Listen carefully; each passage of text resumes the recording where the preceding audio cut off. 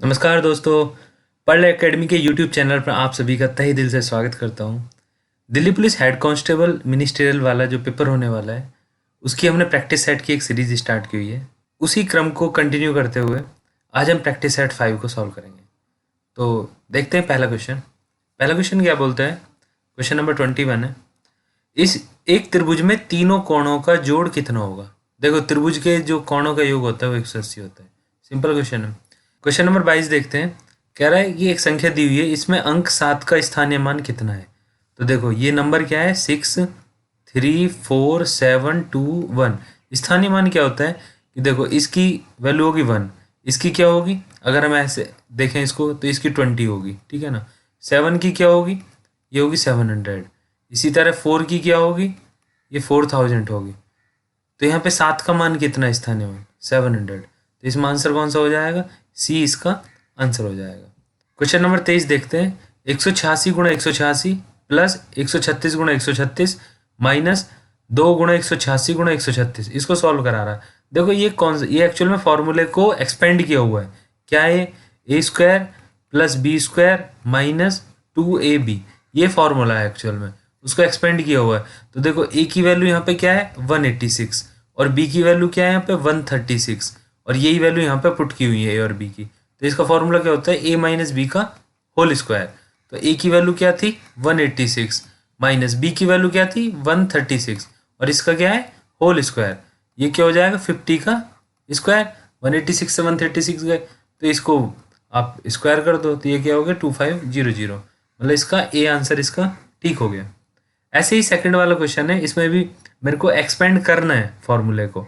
तो मैं इसकी वैल्यू मान लेता हूँ ए, इसकी वैल्यू मान लेता हूँ मैं बी, ठीक है ना। तो ये ऊपर क्या हो गया ए प्लस बी का होल स्क्वायर और प्लस में क्या है ए माइनस बी का होल स्क्वायर और बटे में क्या है A square plus B square, ठीक है।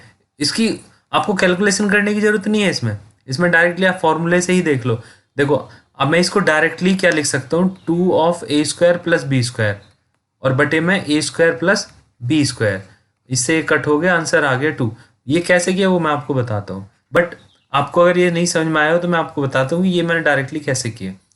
ये वाले पोर्शन को जब हम सॉल्व करेंगे तो ये क्या होगा A square plus B square plus 2ab और ये वाला क्या होगा A square plus B square minus 2ab, ठीक है ना। 2ab से 2ab कैंसिल हो गया और ये क्या हुआ A square plus B square 2 times, यही मैंने यहाँ पे डायरेक्टली लिखा था। तो इसका आंसर क्या हो गया 2 आ गया। नेक्स्ट क्वेश्चन देखते हैं। कह रहा है यदि किसी एक संख्या के 60% का 3/5 भाग 36 है तो संख्या क्या है। संख्या मैंने मान ली एक्स है, वो संख्या, उसका 60% क्या होता है 3/5 और फिर उसका 3/5 दो बार 3/5 हो रहा है और उसको क्या बोल रहा है वो 36 है उसकी वैल्यू। तो देखो 3 तिया 9, 9 चौक 36 और 5 पंजे 25 चौका 100, मतलब उसकी वैल्यू क्या है 100, वो वैल्यू है एक्चुअल में। तो आंसर क्या हो गया ए आंसर हो गया। क्वेश्चन नंबर 26 देखते हैं। 99 के 2/3 से 52 का 3/4 कितना कम है, ठीक है। 99 का 2/3 देख लेते हैं कितना होता है। तो ये कितना होगा, हो गया 66 और 52 का 3/4 कितना होगा, ये होगा 39। तो इससे ये कितना कम है, ये 27 कम है। तो आंसर कितना आ गया, ए इसका आंसर हो गया। बोलते हैं 24 36 और 40 का लघुत्तम समापवर्त बताओ, ठीक है। 24 36 और 40 का देखो या तो फैक्टर करके कर लो, आप डायरेक्टली सारे फैक्टर कर लो, बट ऐसे भी आप कर सकते हो कि कोई एक बड़ा फैक्टर इससे कॉमन ले लो जो तीनों से कॉमन हो। मैंने यहाँ पे 4 कॉमन ले लिए तो यहाँ पे क्या बचा 4×6 24, 4×9 36 और 4×10 40, ठीक है ना। अभी देखो आपको 6 9 और 10 का इनका एलसीएम क्या होगा 90 हो जाएगा। 90 में 4 से मल्टीप्लाई कर दो तो ये 360 आ गया डायरेक्टली। ऐसे भी कर सकते हो या प्रॉपर फैक्टराइजेशन करके भी कर सकते हो कि 24 36 और 40 को प्रॉपरली भी कर सकते हो कि 2 से किया फिर 2 से किया फिर 3 से किया और ऐसे निकालोगे तब भी आपका 360 ही आएगा। तो आंसर क्या हो गया इसमें आपका 360। उसके बाद ये सिंपल सम दिया हुआ है, ये मैं नहीं करूँगा, आप इसको जोड़ लो और इसको माइनस कर दो, आराम से आ जाएगा। देखो यहाँ पे क्या है 29 में एक्स की वैल्यू क्या है 1 और वाई की वैल्यू क्या है 3, वही यहाँ पे पुट करनी है। एक्स की वैल्यू 1 का स्क्वायर, वाई की वैल्यू 3 का स्क्वायर और बटे में ये 1 का स्क्वायर माइनस 3 का स्क्वायर, ये कितना होगा 3 3 9 और 1 10 और बटे में क्या होगा माइनस का 8, तो 2 से काट दो इसको तो माइनस के 5/4 आ गया इसका आंसर। देखो कौन सा आपका आंसर, सी आपका आंसर हो गया, ठीक है ना। क्वेश्चन नंबर 30 देखते हैं।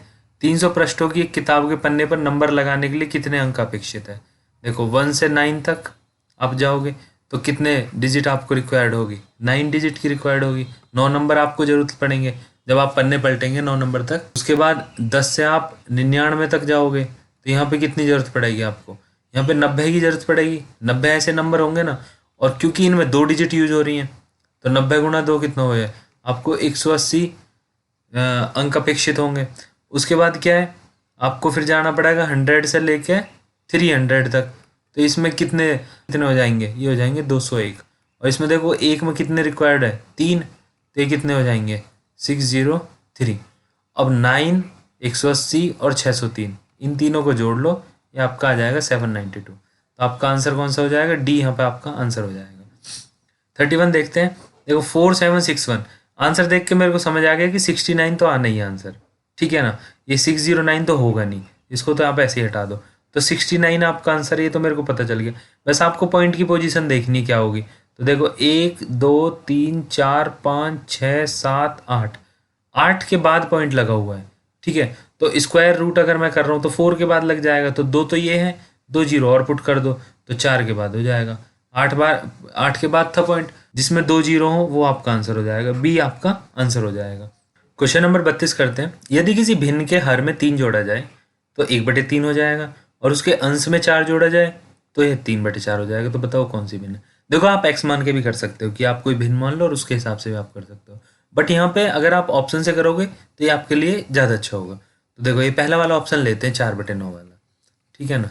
कि अगर वो 4/9 होती भिन्न, तो ये क्या कह रहा है कि पहले डिनोमिनेटर में उसने 3 जोड़ दिया, ठीक है, मैंने डिनोमिनेटर में 3 जोड़ दिया, तो ये क्या हो, ठीक है। ये कहता है डिनोमिनेटर में 3 जोड़ो, इसमें 3 जोड़ा मैंने, ये क्या हो गया 23।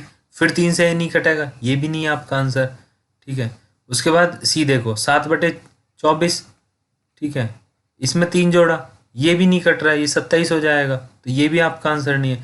तो आंसर तो आपका डी है डायरेक्टली, ठीक है ना। पर फिर भी मैं आपको प्रूव करके दिखा देता हूँ। तो 5 और ये 12 प्लस इसमें 3 जोड़ा 15, 5 से काट दिया मैंने, ये हो गया 1/3। तो पहली कंडीशन तो सेटिस्फाई होगी। दूसरी कंडीशन देखते हैं, कह रहा है कि अगर उसके न्यूमरेटर में 4 जोड़ा जाए, तो 5/12 था, न्यूमरेटर में 4 जोड़ दिए, ये कितना हो गया 9/12। तो कह रहा है कि 3/4 हो गया, हाँ 3/4 आ जाएगा, 3 से काट दो आप, 3 3 और 3 चौक 12, ये हो गया 3/4। मतलब दोनों कंडीशन सेटिस्फाई होगी, इसका मतलब क्या है, डी आपका आंसर हो जाएगा। 33वां क्वेश्चन देखते हैं। कह रहा है 3 संख्याओं में पहली 2 संख्याओं का जोड़ 45 है, ठीक है। पहली संख्या अगर x है तो दूसरी क्या हो जाएगी 45 माइनस एक्स, ठीक है। दूसरी और तीसरी संख्या का जोड़ 55 है। अगर दूसरी संख्या 45 माइनस एक्स मान ली मैंने, तो तीसरी संख्या क्या हो जाएगी 55 में से इसको घटा देंगे, 55 माइनस 45 माइनस एक्स, तो ये क्या हो जाएगी 55 में से 45 गया 10 और माइनस माइनस हो गया प्लस, तो ये 10 प्लस एक्स हो गई, ये तीनों संख्या आ गई। उसके बाद बोलते हैं तीसरी संख्या और पहली संख्या के 3 गुणे, मतलब तीसरी संख्या और पहली संख्या का 3 गुणा, उसका 3 गुणा कर दिया था। पहली संख्या कितना है 90 है, ठीक है, इनका सब 90 हो गया, तो ये कितना हो गया, ये 4x हो गया, और इधर क्या 90 में से 10 गए 80, x की वैल्यू कितनी आ गई 20। क्या पूछ रहा है, तीसरी संख्या बताओ, ठीक है। तीसरी संख्या क्या है 10 + 20, तो क्या हो जाएगा 30। 30 कौन सा आंसर है इसका, ए इसका आंसर है। क्वेश्चन नंबर 34 देखते हैं। एक आदमी की आयु उसके बेटे की आयु से 30 गुना है। 18 वर्ष बाद उसकी आयु अपने बेटे की आयु से 3 गुना होगी। बताइए आदमी की वर्तमान आयु क्या है। देखो ये हो गया सन और ये हो गया फादर, ठीक है ना। ये क्या कह रहा है कि बेटे की आयु से 30 गुना है, ठीक है। इसकी 30 रेशियो कर देता हूँ मैं, इसका 1 कर देता हूँ। 18 वर्ष बाद क्या हुआ, 18 साल बाद देखते हैं क्या हुआ। वो कहता है अपने बेटे की आयु से 3 गुना है, तो इसकी 3 कर देता हूँ, इसकी 1 कर देता हूँ। देखो ऐसे तो 18 में जोड़ नहीं सकता, तो कभी भी इस तरह का क्वेश्चन हो जिसमें 2 रेशियो दे रखे हों, एज का क्वेश्चन हो, तो इनका जो भी डिफरेंस आएगा उसकी आपस में मल्टीप्लाई कर दो, आपकी वो कंडीशन ठीक आ जाएगी। मतलब 2 की मल्टीप्लाई आप इस वाले रेशियो में कर दो और 29 की मल्टीप्लाई इस वाले रेशियो में कर दो, ठीक है ना। तो ये क्या आ जाएगा 2 और 60, और ये क्या होगा 29 और 87। और ये कितने साल बाद था, ये 18 साल बाद था, 18 साल बाद था ना। और यहाँ पर डिफरेंस कितना आ रहा है आप ये देखो, कितना डिफरेंस है 27 का डिफरेंस है, ठीक है। मतलब क्या हुआ 27 रेशियो की वैल्यू कितनी हुई 18 ईयर्स, 18 ईयर आ गई। और ये क्या पूछ रहा है कि वर्तमान आयु, वर्तमान आयु क्या होगी उस आदमी की 60, तो 60 रेशियो के हिसाब से कितनी वैल्यू आएगी ये हम निकाल लेंगे। क्या आएगी 18/27 गुणा 60। 9 से आप भाग दे दो, 9 दूनी 18, 9 3 27, 3 से 60 गया 20 बार, और 20 इंटू 2 ये क्या हो गया 40 साल। तो इसकी वर्तमान आयु क्या हो जाएगी 40 साल हो जाएगी। ठीक है, क्वेश्चन नंबर 35 करते हैं। एक्स की वैल्यू दे रखी है क्या है वाई की पावर ए, और वाई की वैल्यू दे रखी है जेड की पावर बी, और जेड की वैल्यू दे रखी है एक्स की पावर सी, और पूछ क्या रहा है ए बी सी की वैल्यू पूछ रहा है। ठीक है ना, देखो ये 3 इक्वेशन है, इन तीनों को मल्टीप्लाई कर देते हैं। ठीक है, तीनों को मल्टीप्लाई किया तो ये क्या होगा एक्स वाई जेड, और इधर क्या होगा एक्स की पावर सी, वाई की पावर ए, और जेड की पावर बी। यहाँ पे एक्स की पावर क्या है 1, यहाँ पे एक्स की पावर क्या है सी, तो सी की वैल्यू क्या आ गई 1। यहाँ पे वाई की वैल्यू क्या है पावर में 1, और इधर वाई की पावर क्या है ए, तो ए की वैल्यू क्या हो गई 1। ऐसे ही बी की वैल्यू क्या आ गई 1, और पूछ क्या रहा है ए बी सी की वैल्यू, तो तीनों की 1 1 1 हो जाएगी, तो आंसर कितना आ गया 1। मतलब इसमें आंसर कौन सा आ गया डी, इसका आंसर हो गया। ये क्वेश्चन नंबर 36 देखते हैं। बोलता है 4x² माइनस 6x प्लस 2। ये एक इक्वेशन दे रखी है 4x² माइनस 6x प्लस 2। बोलते हैं इसके गुणनखंड करो, इसको फैक्टर कर देते हैं। ठीक है, देखो ये क्या है 4 दूनी 8, तो ये 8 के फैक्टर में ब्रेक हो जाएगा, 4 और 2 में भी ब्रेक हो जाएगा एक्चुअली। तो ये क्या होगा 4x² minus 4x minus 2x plus 2। ठीक है, यहाँ से 4x ले लेता हूँ कॉमन, यहाँ पे हो गया x माइनस 1, और यहाँ पे 2 कॉमन ले लेता हूँ, तो ये क्या हो गया x माइनस 1। ठीक है, ये हो जाएगा x माइनस 1, और ये हो जाएगा 4x माइनस 2। ये दोनों गुणनखंड आ गए। देखो आंसर कौन सा है बी आंसर है। उसके बाद देखते हैं a plus root B, A minus root B का हल क्या होगा। देखो a प्लस बी और a माइनस बी ये फॉर्मूला होता है, ये क्या होता है a² माइनस b²। यही फॉर्मूला आप यहाँ पे अप्लाई कर दो, तो ये क्या हो जाएगा a² माइनस, और रूट बी का स्क्वायर करेंगे तो ये b रह जाएगा। तो आप देखो ये कौन सा आंसर है इसमें, तो इसमें सी आंसर है।